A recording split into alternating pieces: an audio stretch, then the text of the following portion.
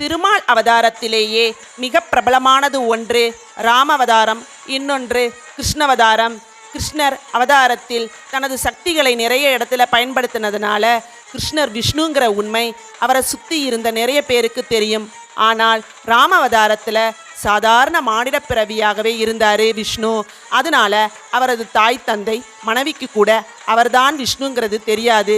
ஏன் அவர் மேலே உயிரே வச்சு இருந்த லக்ஷ்மணருக்கும் அனுமருக்கும் கூட தெரியாது.